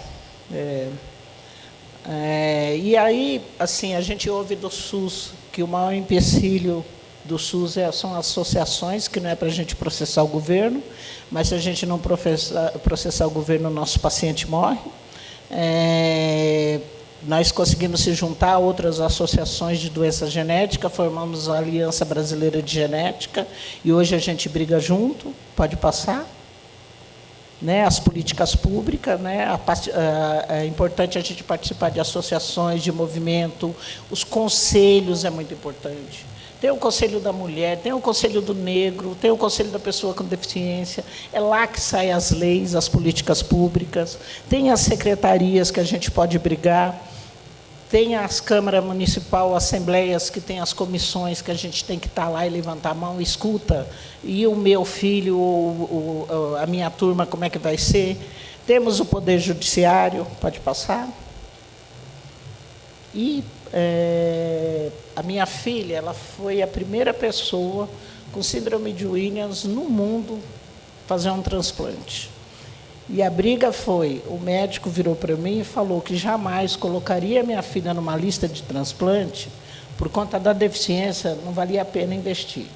Porque ela teve uma parada cardíaca em casa, por eu morar dentro de UTI, eu consegui reanimar, levar, e aí a única solução era um transplante, né? Porque ela tinha uma séria cardiopatia que o Williams tem, mas não é tão severa, da minha filha era. E aí, assim, a falta de respeito, né, de você ouvir isso de um médico, eu tive que entrar com uma liminar na justiça para garantir o direito. Em 3 dias chegou o Coração Novo, ela fez, foi um sucesso, ficou 47 dias transplantada, só que aí ela pegou um citomegalovírus, que qualquer pessoa que faz transplante pega, e veio a falecer. E quando ela veio falecer, eu suspirei missão cumprida, porque a gente tem que fazer tudo pela pessoa enquanto ela é viva. Né? Não adianta você querer... vocês podem ver que em velório quem mais grita é quem deve. Né? Então, e assim, e um conforto, porque o que eu vejo muito em familiares é a codependência familiar. As pessoas param de viver a vida delas para viver a vida do paciente. Né? Eu trabalhei no setor da prefeitura, eu montei um setor de atendimento a pessoas com deficiência, e eu fazia visitas domiciliares. E quando eu vou visitar, eu vejo aquela mãe com dente estragado, arrastando chinelo. O índice de câncer num cuidador ele é muito alto, porque muitas vezes a pessoa não tem tempo de se cuidar. Eu, no meio do meu caminho, eu também tive um câncer de colo, porque eu também parei de me cuidar. Aí eu aprendi que eu tinha que me cuidar, né? E eu vejo assim que é muito grande isso. E a família pensa assim, o que vai ser do meu filho quando eu não estiver mais aqui? Só que a gente nunca faz essa pergunta, o que vai ser de mim quando o meu filho não estiver? Né? Tive meu luto, tudo, mas assim, o que eu me apeguei foi a continuar a minha luta, né? Continuo, né? Hoje eu brinco que eu tenho mais de 3.500 filhos, né? Meus beiçudos, né? E fazer do luto a luta, né? E a gente conseguir se erguer. Deus me deu um conforto muito grande. Pode passar? As homenagens, pena que é morte, gente, que a minha filha era muito divertida. Ela ia amar ser dona de uma escola, porque essa escola, que hoje tem o nome dela, ela foi a primeira pessoa com deficiência, foi uma barreira muito grande, né? Tem no Parque do Jaraguá um auditório com o nome dela, porque tem um projeto de acessibilidade, que nós construímos a primeira trilha acessível, né? E eu idealizei esse projeto, então colocaram o auditório no nome dela, e no Pará existe uma casa de apoio com o nome da Jéssica. Pode passar? E aí, como eu tinha muitas dúvidas, né? E assim, eu não podia falar e eu escrevia. E o meu diário, a Cris Lloyd, uma grande amiga minha, pegou e nós adaptamos a um livro, né? Que hoje esse livro ajuda muitas pessoas, né? Eu nem esperava, eu fiz o livro, escrevi, engavetei, aí publiquei alguns, né? Já estamos na 5ª edição, já está esgotada, né? Agora ele está sendo traduzido nos Estados Unidos para ser lançado lá. E, assim, tem outro livro que agora está pronto, que vai ser lançado, Crônicas de Jéssica, pode passar. E a minha lição de vida é que as qualidades superam as dificuldades. A gente tem que pegar as pessoas e trabalhar o que ela tem de melhor, as qualidades. Isola as dificuldades, porque as qualidades vão superar as dificuldades. Toda pessoa é capaz. Falaram que a minha filha não ia fazer nada. Quando ela faleceu, aos 19 anos, ela trabalhava num hotel de recepcionista. Ela não ia se alfabetizar, estava no ensino médio. Ela falava inglês, francês, espanhol fluentemente e sabia Libras. Então, ela trabalhava de intérprete em eventos, né? Não existe um manual de pessoas, e é verdade, cada pessoa é uma pessoa. Não é porque uma pessoa tem uma doença que é igual, já foi falado aqui, e é verdade, cada um se supera de um jeito. Tratar as pessoas com igualdade, respeitar as limitações e acreditar na capacidade da pessoa. E a minha filha, que ia ser muito dependente de mim, ela andava sozinha, ela ia para a balada, ela não era mais considerada pessoas com deficiência. E hoje a minha luta é que as pessoas com síndrome de Williams continuam morrendo, né? Porque, infelizmente, não tem estrutura, se não tem estrutura para nenhuma doença, né? E o desconhecimento ele é muito grande, né? Aí está o meu contato, né? E o site da associação. Muito obrigado. Muito obrigado, Jô. Muito obrigado, Jô, pela participação.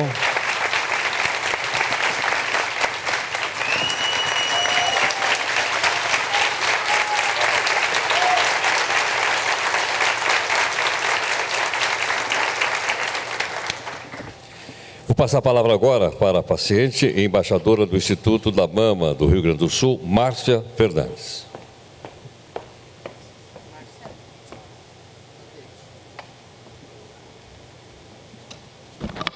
Boa tarde a todos. Meu nome é Márcia, eu queria agradecer primeiramente o convite do FEMAMA por estar aqui. Para mim, está falando um pouco mais hoje sobre o tratamento. Eu sou paciente do SUS hoje. Eu tive meu primeiro diagnóstico de câncer de mama há 9 anos atrás. Neste diagnóstico, eu tinha o plano de saúde.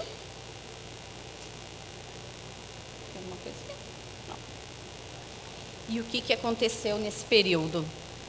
Eu fiz toda a parte de quimioterapia, radioterapia, né, com todo um suporte que hoje os planos de saúde nos dão.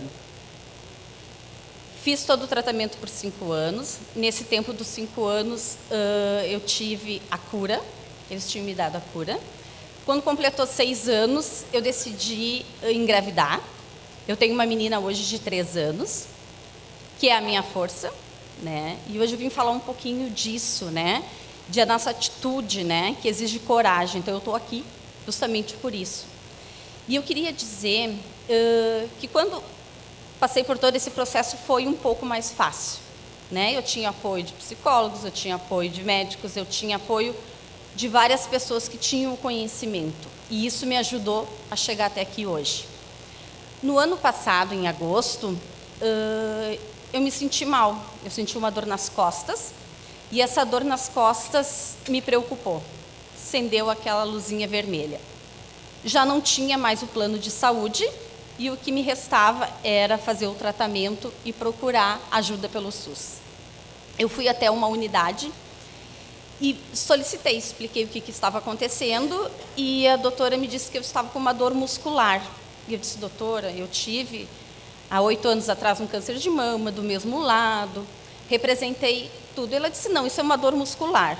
Eu disse, mas eu precisava fazer um raio-x. E ela disse, não, Márcia, você não vai fazer um raio-x. E eu disse, mas como, doutora? Ela disse, não, você toma a medicação 2 dias para dor muscular, se não resolver, você volta. Mas como eu sou muito insistente, eu disse, eu não vou deixar assim. Fui no horário da tarde, consultei com uma outra médica dessa unidade, e ela disse assim para mim, então tá, já que tu queres fazer esse exame, nós vamos te proporcionar esse exame, mas eu já vou te dar a liberação agora. Eu falei, tranquilo. Fui, fiz o raio-x, aguardei alguns minutos para pegar esse raio-x e já estava liberada. Quando a menina me chamou pelo nome e foi me entregar o meu raio-x. E ela disse, Márcia, você já está liberada? Eu disse, sim, já estou liberada. E ela disse assim, não, mas para aí, apareceu algo aqui diferente no teu exame. Eu disse, opa. Aí eu disse, e agora? E ela disse, passa aqui um pouquinho que eu vou te mostrar. Uma técnica de radiologia. Ela disse, Márcia, está parecendo um derrame pleural aqui. Só que ela não sabia que eu tinha tido câncer há 8 anos atrás. E ela disse assim, normalmente isso acontece com alguém que já teve alguma doença pré-existente, um tipo de câncer, alguma coisa. Eu falei, opa, sou eu então, eu tive câncer de mama. E ela disse, ai, corre para um hospital. Eu disse, pois é, isso que eu vou fazer. Corri ao hospital, eu moro em Porto Alegre, fui até o Hospital da Santa Casa e lá começou a minha briga, a minha luta pelo tratamento. Chegando lá, eu já tive a primeira dificuldade, que eles não queriam me atender. Eles queriam marcar uma consulta via posto para que eu pudesse retornar. E eu disse, não, eu quero uma consulta de emergência. E eles disseram não, e eu fiquei ali lutando e consegui essa consulta. E aí apareceu um anjo, né? Uma doutora muito querida, e ela disse assim, Márcia, o teu caso é sério. E eu disse, eu já estou sabendo, doutora, eu disse para ela. E ela disse para mim, nós temos 2 opções, ou eu te encaminho para o posto de saúde e tu aguarda 60, 70, 90 dias para te chamar, ou a gente faz a tua internação agora imediatamente e fizemos todos os exames e vamos ver realmente o que você tem. Eu disse, pode me internar agora. E aí a primeira coisa que veio na minha cabeça foi, o que eu vou fazer? E nesse momento do desespero eu estava sozinha, né? E eu disse, agora o que eu faço, né? E aí eu disse, vou ligar para minha mãe. E nisso a minha mãe veio. Resumindo a situação, eu fiquei 20 dias internada para fazer todos os exames, e no último dia de internação eles me deram o diagnóstico que eu estava com metástase na pleura e que eu teria que fazer todo o tratamento, sendo que esse tratamento já teria que ter começado, mas não, teria que ser encaminhamento pelo posto de saúde. Deu 1 semana, foi muito rápido, eu consegui a oncologia e eles começaram um tratamento. Eu já conhecia o meu tipo do tumor que eu tive, que é o HER2 positivo. E eu chegando lá, já com algum conhecimento, eu comentei com a doutora sobre as medicações que eu já tinha feito, tudo, mas ela disse, não, Márcia, não te preocupa. Até sair o resultado da tua metástase, nós vamos fazendo uma quimioterapia padrão. Eu falei, beleza, vamos fazer a quimioterapia padrão. Ela disse, vamos fazer 6 aplicações dessa quimioterapia, e quando chegar, nós fizemos um outro exame para ver se está tudo ok. Eu falei, tudo bem. No meio desse processo todo, eu me senti mal. E comentei com ela. E ela disse, não, isso não é nada, não te preocupa, vai para casa, que isso é normal da quimioterapia. Eu falei, não, não é normal da quimioterapia, tem alguma coisa errada. E fui para a emergência novamente. Chegando na emergência, encontrei essa doutora de novo. Disse, doutora, expliquei todo o meu caso para ela. E ela disse para mim, Márcia, você tem que imediatamente fazer os exames. Resumindo, fiz os exames. A quimioterapia normal, ela não fez efeito. Eu tive uma nova metástase na óssea, né? Então, hoje eu sou considerada câncer metastático, pleura e ossos, né? E aí começou a minha batalha pela luta pelo tratamento, porque eu sabia que eu teria que tomar uma nova medicação, que eu já tinha feito há 8 anos atrás, que é o trastuzumab, o Herceptin, para quem conhece. E, para minha surpresa, chegando no dia da consulta, a minha doutora disse: Márcia, tem um problema. Eu falei: o que foi, doutora? Tu não tem direito a essa medicação. Eu falei: como que eu não tenho direito a essa medicação? Ela disse: não, quem tem câncer metastático, o SUS ainda não libera essa medicação. E eu disse: mas doutora, o que eu faço agora? Ela disse: você vai ter que entrar judicialmente. E eu disse: e como que é? Ela disse: vamos pela Defensoria Pública. Entrei num processo, isso já era novembro, né? E entrei com um processo na Defensoria Pública. Eles ficaram 30 dias analisando meus processos. Eles demoraram o hospital 1 mês para me dar o laudo médico dizendo que eu precisava dessa medicação. Eu fui para uma perícia, o juiz negou essa medicação judicial. Eu tive que ir para uma perícia judicial e lá o médico da perícia, ele me disse: Márcia, você não tem que lutar, mas isso vai demorar. Eu disse: doutora, eu não posso mais esperar. Isso já era janeiro. Eu disse: doutora, eu não posso mais esperar. E ele disse: tem que esperar. Nesse momento, eu já participava do grupo da FEMAMA no IMAMA, e eu entrei em desespero um dia, com o grupo da doutora Lucy, disse: o que eu faço? Eu não posso mais, eu não tenho mais o que fazer. Vamos lutar. Com a ajuda junto do IMAMA e do FEMAMA, junto com a doutora Cíntia, que é a advogada, entramos com uma liminar, e nessa liminar, em 15 dias, a gente conseguiu a liberação dessa medicação. E eu disse: graças a Deus, vou viver. De novo, mais uma surpresa, vamos lá. Atitude exige coragem, né, Márcio? Então, chegamos lá. Essa medicação ela vai para a farmácia do estado e eu tenho que levar até o hospital. Chegando na farmácia do hospital, eu peguei essa medicação e fui levar até a Santa Casa para fazer a aplicação, porque ela é injetável de 21 em 21 dias. Chegando lá, já com a liminar judicial, a Santa Casa me disse que eu não teria como fazer naquele dia a medicação, que eu teria que esperar mais uma semana para me fazer essa medicação. E eu disse: não, eu não posso esperar. A minha vida está em risco. Foi mais uma luta. Entramos em contato de novo com o IMAMA, com o FEMAMA, advogados, ações judiciais, e conseguimos uma reportagem onde contava a minha história. Essa reportagem ela saiu às 11h40 da manhã, e à 1h da tarde, eles me chamaram para o hospital novamente. Eu guardei essa medicação, que a doutora disse para mim: não. E eu disse: doutora, o que eu faço com essa medicação? Ela disse: Márcia, vai e guarda na tua geladeira. Uma medicação de R$15 mil. Eu disse: não, doutora, eu não vou guardar. Fizemos essa reportagem, saiu com a ajuda de todos, e à 1h da tarde eu estava fazendo essa aplicação da medicação. O que eu tenho hoje para dizer sobre essa questão da luta pelo tratamento? Que nós temos que ter um conhecimento, que a gente tem que repassar esse conhecimento para as outras pessoas, porque hoje, como nós estávamos falando, o atendimento no Sistema Único de Saúde, ele é muito precário. Então, se você não brigar, se você não lutar pelo seu tratamento, se você não procurar pessoas que possam te auxiliar nesse processo, a gente não consegue. Então, nós temos que lutar, nós temos que ter coragem, nós temos que exigir os nossos direitos, né? Hoje eu faço de 21 em 21 dias essa medicação, né? Como todos podem ver, estou bem, graças a Deus, né? Estou sob controle, né? Faço o controle a cada 21 dias. E o que mais me deixa emocionada é saber que a gente tem que lutar por algo que é o nosso direito, né? Alguém tem que ter uma voz, e a gente precisa muito de um apoio.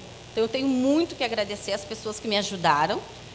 Hoje eu estou aqui, sou uma prova viva de que se a gente lutar, se a gente der, se a gente se comunicar, se a gente tiver atitude, a gente continua, a gente vai atrás. Então, eu quero dizer para vocês que se a gente hoje, com a campanha que vai começar agora do Outubro Rosa, né, onde diz que atitude exige coragem, ela funciona, porque funcionou comigo.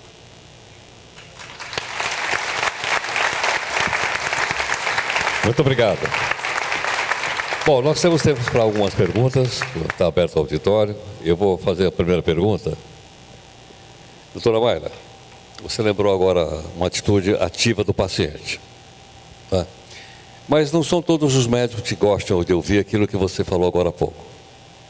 No passado, quando a gente recebia um diagnóstico de um resultado de um exame, ele vinha lacrado num envelope, a gente não tinha acesso com o paciente, e a gente levava para o médico abrir. Se você abrisse antes, você levava uns petelecos. Hoje, o resultado vem pela internet. Eu ou qualquer um de nós aqui abrimos em casa. E quando eu vejo alguma coisa lá, eu recorro a um colega seu, chamado Dr. Google. E aí eu me informo. E eu já vi que os médicos ficam muito bravos com esse tal Dr. Google. O que a senhora pensa disso? Nem tudo que está no Google está certo, né? Esse é o problema. E às vezes até o paciente se desespera sem motivo. Eu acho que é só por isso que eu sou um pouco reticente, mas existem sites hoje em dia tão bons e que podem ajudar, que não é assim botar lá a palavra e ver o que vem. Eu recomendo, sim, fazer pesquisa, estudar, mas em sites da especialidade, em sites que conseguem falar com o paciente e informar o paciente. E às vezes vocês veem que tem certas plataformas, certos sites que dizem assim, fale comigo, insistir no fale comigo, mandar uma pergunta.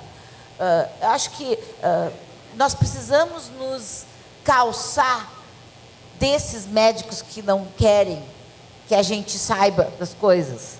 Porque se a Márcia não tivesse informado que ela era HER2 positivo, ela não saberia que ela teria que ter tomado o remédio, que não tinha mais, esse remédio não estava disponível no SUS. A importância de conhecer o seu tipo de tumor é essa. Mas será que não tem uma outra alternativa? Infelizmente, Márcia, me dói no ouvido quando a única alternativa é a judicial. Porque não são todas as pessoas que são Márcias na vida, nem todas as pessoas podem recorrer a um advogado, e essa indústria de advogados também ganhando em cima de uma coisa que é de direito do paciente, né? Esse sistema único de saúde, ele é muito bom, a ideia é muito boa, mas ele não foi financiado, ele está subfinanciado, ele está atrasado, ele faz com que o paciente prefira o Dr. Google do que acreditar, às vezes, no médico que está na frente dele, que às vezes não levanta nem um olho para ele. Acho que nós precisamos de mais luta. A gente precisa ter mais coragem para mudar esse sistema que está aí, que não está servindo principalmente ao paciente de câncer. Então, eu não critico quem vai para o Dr. Google, eu só recomendo que procurem sites, Oncoguia, Abrale, tem sites do câncer, tem sites do próprio Ministério, tem sites da FEMAMA, tem milhares de sites hoje em dia que são são corretos e que ajudam mais do que atrapalham, como às vezes jogar uma palavra lá e não saber o que vem de volta. Lucy, en passant, entre as diversas ajudas que você citou lá, você citou rapidamente a questão ligada a um apoio espiritual. Minha pergunta é, como é que a religião pode ajudar numa situação como essa que você descreveu? Quando a gente fala em espiritualidade, um dos aspectos dentro da espiritualidade é a religião, mas não necessariamente. O que eu sinto que ajuda muito e precisa ser respeitado são as crenças que as pessoas têm. Essas crenças podem ser em qualquer coisa, porque às vezes não é só por uma questão de religiosidade. Espiritualidade, num sentido mais amplo, seria assim, o que pode ou o que dá sentido para a tua vida. Essa é o viés macro da questão da espiritualidade. Um dos itens pode ser a religiosidade, não necessariamente. Mas o que eu vejo, né? Muito da questão da religiosidade, ele ativa muito as questões de fé, de crença, de esperança. Às vezes as pessoas desenvolvem, inclusive, uma prática de religiosidade neste período, que é um período de crise. E a gente tem que entender e poder respeitar isso, porque isso faz com que ela consiga encontrar uma paz por momentos para poder se tranquilizar e acreditar em alguma coisa.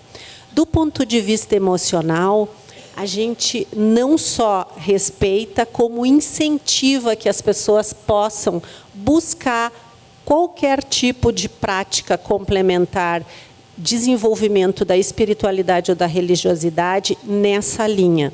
Por quê? Porque vocês precisam entender que quando, às vezes, eu não estou conseguindo mais encontrar forças em mim, eu preciso ter mais claro a sensação de que essa força vai vir de fora.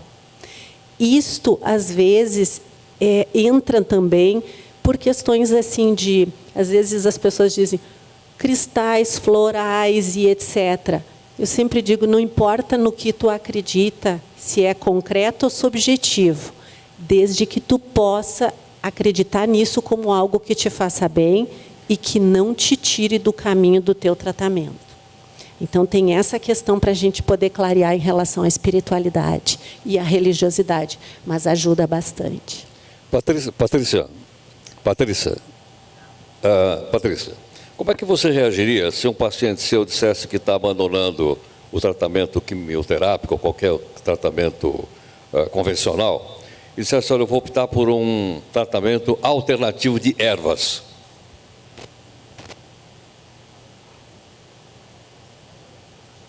Por favor, pode ligar o microfone dela? Oi. Alô?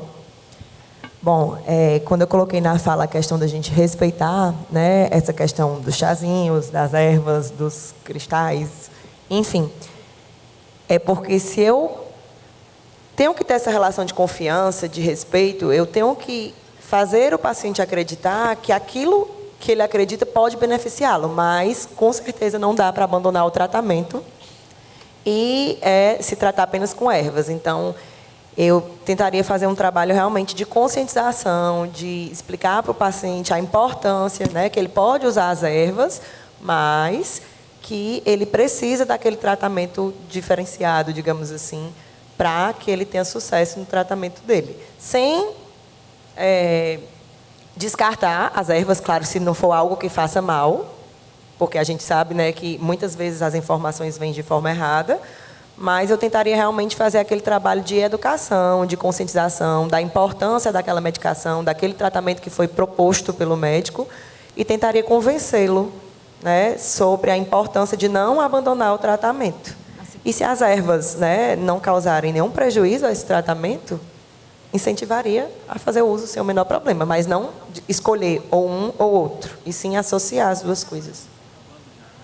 Jô, você quer completar, Patrícia? Um adendo, porque se fala muito na questão de terapias alternativas e terapias complementares, né? A gente atualmente utiliza muito a questão de tratamento, a terapias complementares, onde as terapias complementares nada mais são do que um suporte para que o paciente consiga viver a travessia do câncer. Então, hoje, ainda algumas pessoas utilizam, né, como alternativa, mas hoje a gente cuida para que as pessoas entendam que tem uma diferença entre alternativo e complementar, né? E no complementar a gente incentiva as pacientes por algumas práticas que ajudariam ela a ter uma maior tranquilidade, um menor sofrimento para viver isso. Só para fazer isso. Jô, numa das passagens que você lembrou ali, estava escrito o andar de cima. Bom, eu só queria te perguntar o seguinte, se você quer dizer o quê? Que tem dois tipos de procura de ajuda, uma para o pessoal pobre e outra para o pessoal rico? Com certeza. É o quê? No andar de cima? Eu não entendi. Eu tenho dificuldade. Exatamente. Quero saber se há um pessoal pobre e um pessoal rico, ou seja, o pessoal do andar de cima e nós. Não. Quando eu coloquei andar de cima, é que eu tinha muita dúvida, dificuldade em decidir sobre sim ou não do transplante. E eu pensava assim, se eu autorizei esse transplante e não der certo, eu vou me culpar. E se eu não autorizar e ela morrer, eu vou me culpar. Aí nós decidimos que a Jéssica ia decidir. E aí ela falou assim, se não der certo, o povo está me chamando no andar de cima. Foi isso que eu quis dizer. Márcia, na história que você contou, em algum momento você teve ajuda da mídia, da imprensa? Nós tivemos, sim. Foi em última instância, né? Já era um processo quase finalizado, mas nós tivemos, sim, a ajuda da mídia. E foi onde nós tivemos um resultado mais concreto, né? Onde nós tivemos uma credibilidade, onde eu consegui uma credibilidade, principalmente dentro do hospital. Bom, segundo a organização, nós temos que encerrar às 13 horas. Eu queria agradecer, entre outros, a Record News que liberou para que eu viesse aqui. Para mim é uma honra ter sido convidado. Pedir uma salva de palmas para a nossa painelista. Muito obrigado. E continuamos então com o nosso congresso. Muito obrigado. Parabéns.